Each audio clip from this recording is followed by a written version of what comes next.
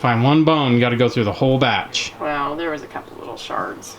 There's probably one shard that became multiple been, shards. Yeah. Can we eat the meat? You can eat the meat, yeah. Can I eat this meat? Yeah, you can eat that. You can eat the meat. Is it good? Good morning, beautiful people. Actually, technically, it's afternoon now. It is. We are at the time of year where I try to avoid being outside from like 11 o'clock until the sun starts going down. Yeah. Get everything that I need done first thing in the morning, and then as soon as it cools down, I go back outside and continue doing stuff. There are lots of things to do inside this time of year, and especially as we get closer and closer to harvest season, there's really a lot to do. Yep. So, what you got going on? I am dealing with the lamb bones from our lamb butchering in May. That was May, right? Mm-hmm. So what happened was we took all the bones and we put them in a big stock pot, and I simmered them and made stock. And then I was like, I don't have time to actually deal with this right now because I wanted to make scrapple and stuff. So we took the whole pot and we put it in the freezer after it cooled down. It was one giant popsicle. Popsicle? Popsicle. So it's been in the freezer. It's been fine. But I was like, I need to deal with this. I need the room in my freezer. I need my pot back. Yeah. So I pulled it out yesterday, defrosted it, heated it up, got all the bones and everything out, and so now I'm going to be pulling the meat off of this, and I'll make scrapple with meat and probably most of the stock. Thank you, baby. And then whatever stock is left, I will can it if there is any stock left. So there's a lot of meat still on these bones. Yeah, there is. Various bits and pieces that are really hard to get when you're cutting. And we have actually found it's easier to day of, everybody, you're going to be tired when you're processing. To sit and take the time and scrape every single bone is just a arduous process unless you have a ton of people helping, which sometimes we do, sometimes we don't. But we found that on that day, just get the cuts you're going to get and then put all the bones in a pot and make stock out of the bones, and then make scrapple out of all those wonderful, delicious meat scraps. Yeah, because once it's cooked, it's so much easier to get it off the bones. It is. You can just pull all the rest of the meat off the bones. It's super easy. So that's what we found. We can eke an extra meal or two or three out of the bones themselves, and then you have the stock. I mean, it's a win-win. Guess that's what you're going to be doing. Yep. My alarm that I had set, because I knew I would forget, just went off. That was my alarm to remember to water the pigs. As in normal fashion, I got to go out there and drag a hose over and fill the pigs' water up. I noticed they were empty this morning, and rather than stopping in the middle of chores and doing it right then, it's like I'll just set an alarm on my phone. That'll remind me. So I'm gonna go do that real quick, and then I can come in and help you pick meat. Okay, cool.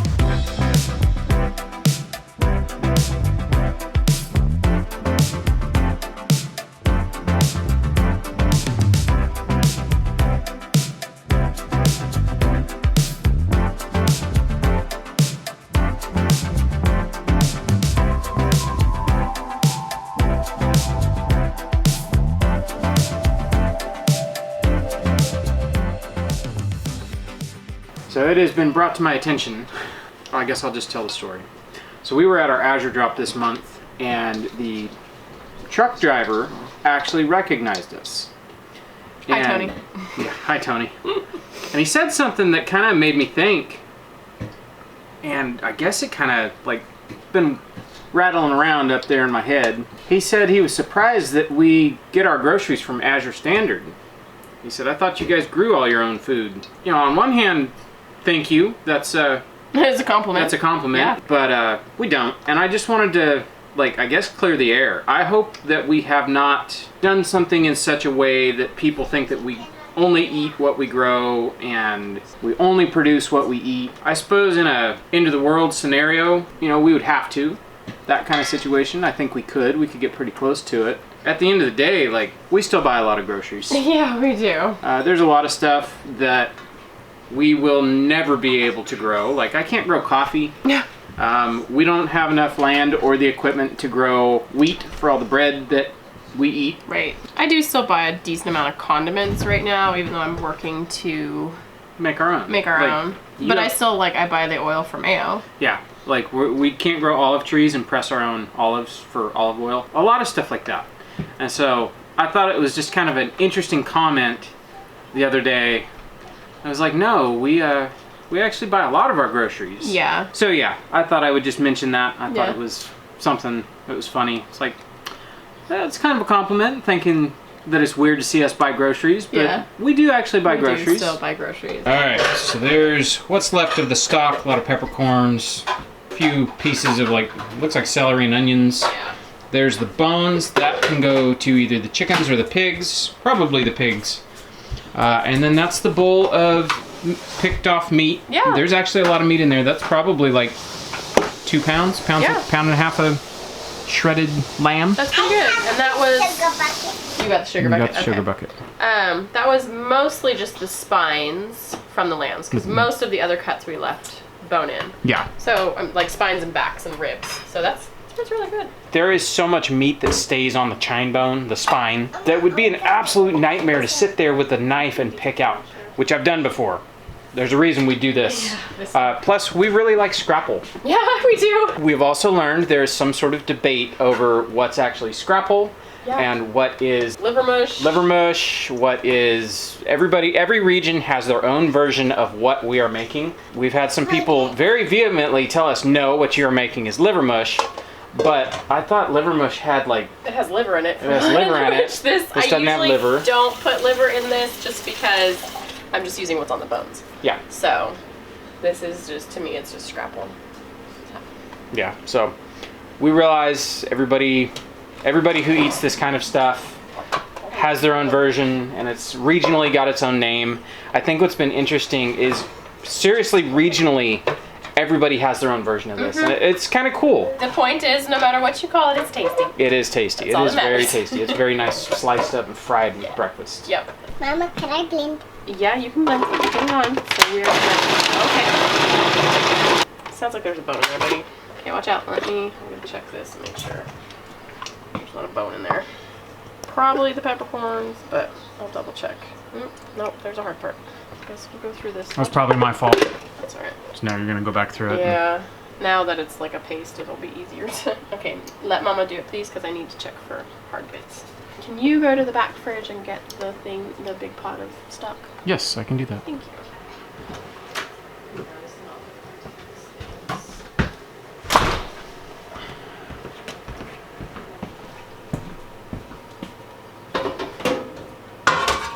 It's all congealed. I haven't looked yet. It's pretty congealed. Okay, can you just set it to like low? Let that heat it up, and then I haven't strained it yet, so I'll heat it up and strain it. All right. Looks like you're down to the last little bit. Finally through it. Find one bone, you got to go through the whole batch. Wow, there was a couple little shards. There's probably one shard that became It might multiple have been, shards. Yeah. That sounds better. So with making the meaty broth, I don't really measure it. I just kind of go until it looks good. It's probably like 2 or 3 parts broth to 1 part meat. meat. But we're waiting on the broth right now to uncongeal. Uncongeal. It's a little jiggly. So That's not too bad now. Yeah. All the fat chunks broke up. yeah. So I still have some bits in there. So once this is warm enough to strain, then we'll strain it and I'll go from there. While we're waiting for that stock to heat up, I just ran with the light with the camera. I'm going to take this bowl of picked bones. Brett, can you open the door for me? And go feed it to the pigs. Who's hungry? Looks like it's nap time. These pigs are sleeping. These pigs are sleeping. Looks like they're the only ones up. All right, enjoy your bones. Alrighty. Got about a quart of meat paste. It didn't look very pasty. It looked more like, Meat chunks. but it's not chunks. It's Nuggets. yeah, Ground meat nuggets. ground cooked meat. Okay. This isn't boiling, but it's hot enough now that it'll go through straining. So we'll start with 2 quarts to our 1 quart of ground meat. Let's see what we get. I'm just gonna break up the chunks. Hopefully.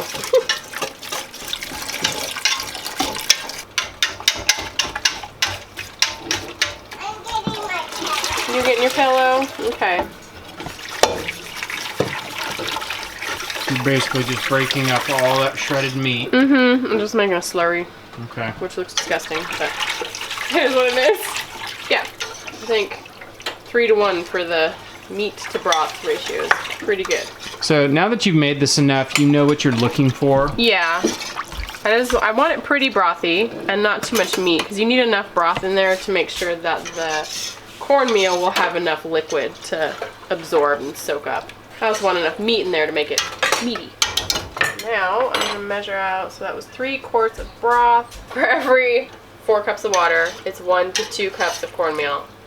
I like to do 2 because I like it thicker, because if I don't put enough, then it gets all soggy. It melts when you try to cut it. And when we try to cook slice it, it just doesn't do well. So for every 4 cups, which that was 3 quarts, so we're gonna do, I think I'll start with 5 cups of cornmeal and see where we're at.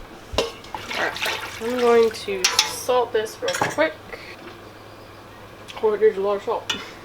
That has like no flavor, that's gross. And I salt heavy because the cornmeal is gonna suck up a lot of flavor, so. Bring it up to a boil. Yep.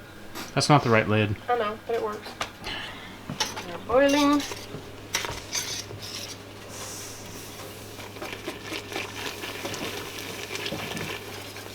So now you're just adding the cornmeal to the boiling meat stock. Whisking it in as I go to make sure it's smooth. And then you can see it's already thickening up. So as the cornmeal absorbs the liquid, this will get thick. It's kind of like meaty grits. Yeah, basically. And then switch to a long handle because this gets dangerous. Yes, this does get rather, it's kind of like molten lava. Yeah, it's a little terrifying actually. Yeah, the fact that you like switched over to your big spoon and some arm protection. You've done this before, haven't you? I have, and I've been burned. In fact, I think I still have a scar on my arm. 5 cups was plenty. So, like, I want it good and thick. Because for us, we don't like it thin or runny. Because we'll slice this and we'll reheat it. And when you reheat it, that stock, the gelatin and everything in the stock reheats and kind of melts. And so if you don't have enough structure, it all just kind of falls apart and turns back into a pudding. So with enough cornmeal in there, then it gets really thick and it stays firm Like when you fry it. basically when we fry it up, we just slice it with a knife off the loaf, because you'll put this in loaf pans to cool, and then we just slice it with a bread knife, and then you take those slices, however thick or thin you want them, and throw them in a pan with maybe some bacon grease. Yeah. Fry it until it's crispy. So delicious.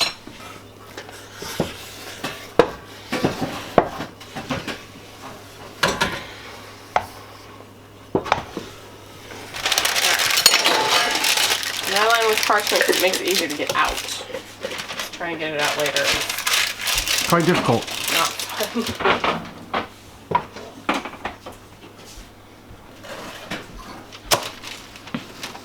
Wow, that set up a lot. It goes real quick. It also depends on the fineness of your cornmeal. Mine's pretty fine. It's not quite corn flour, but it's a fine meal. And that kind of soaks up all the liquid faster.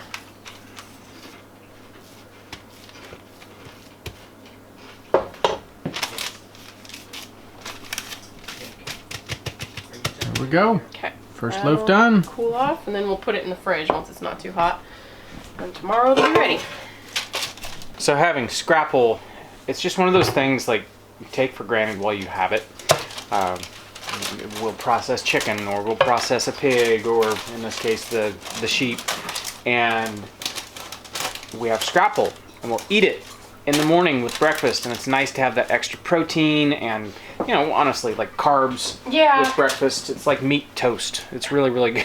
It kind of tastes like corn dogs, which is really Yeah, good, it- actually. Depending on what kind of meat it is, I imagine the lamb will taste a little bit different, Yeah. but honestly, like the flavor, it tastes like a corn dog. Just a little bit, especially if you fry it. imagine you could like sweeten it up with some maple syrup. Oh, and yeah. it would be pretty good too. So I'm very excited to have this to add to the morning repertoire. All right, so there you go. Not like an in-depth recipe, but like we try to encourage people, look for ways to avoid wasting stuff. Get every last little bit of use out of stuff that you can.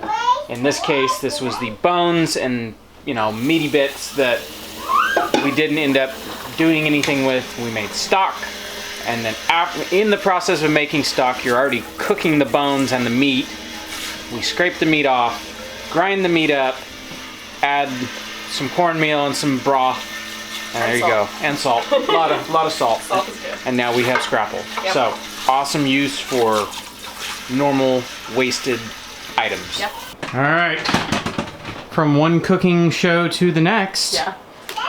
So what you got going on, lady? I'm making gnocchi tonight. Thank So- you, past Meg. Yes. You made that. It was a while ago. Yeah, it was a couple months ago. I don't know if you filmed it or not, I but don't think so. I don't remember. you made a mess of gnocchi and Yes. put half of it in the freezer for Yes. later. Here's later. I know. I was like, I really don't want to cook like a big hot meal tonight. Gnocchi. And you were like, and salad. So here we are. Salad. Salad's one of those things. Plant salad in your garden if you can before you think you want salad. Yes. I didn't plant salad when I was planting stuff, and it would be really nice to have salad greens. We don't have a single salad green in the garden this year, and we're having to buy lettuce. Like, it's pathetic. It is. So, yeah, we're gonna plant some salad.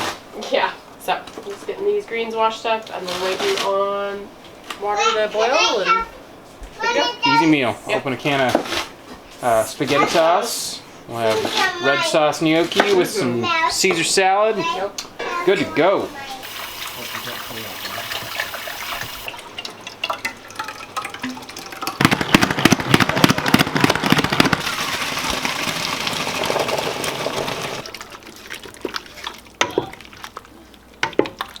Since everybody's in here, hey everybody, ding-a-ling-a-ling-a-ling-a-ling, dinner time.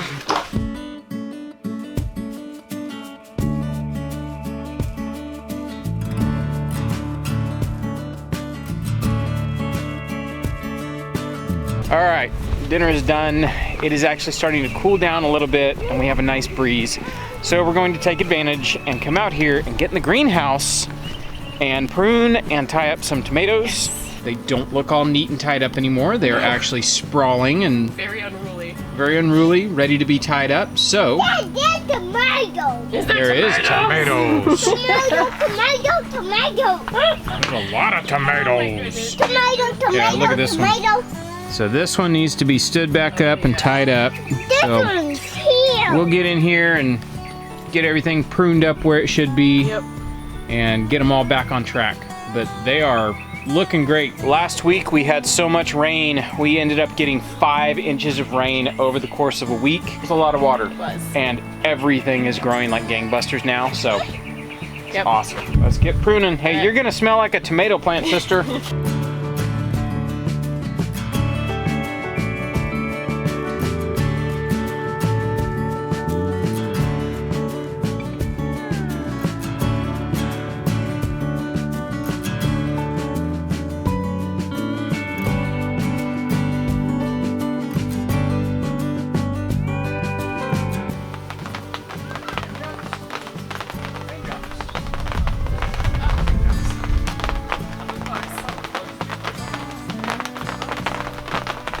So I think the camera turned off.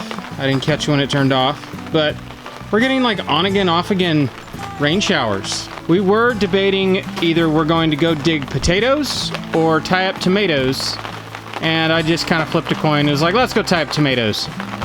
And it looks like it was a good decision because it's sprinkling.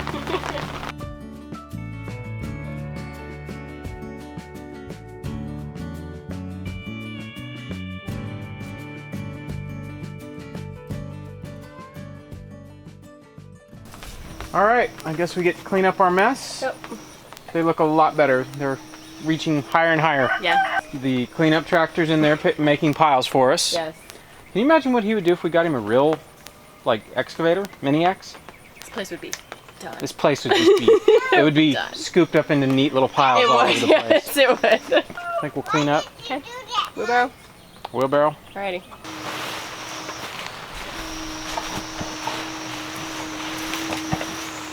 Mama, I have to wait over.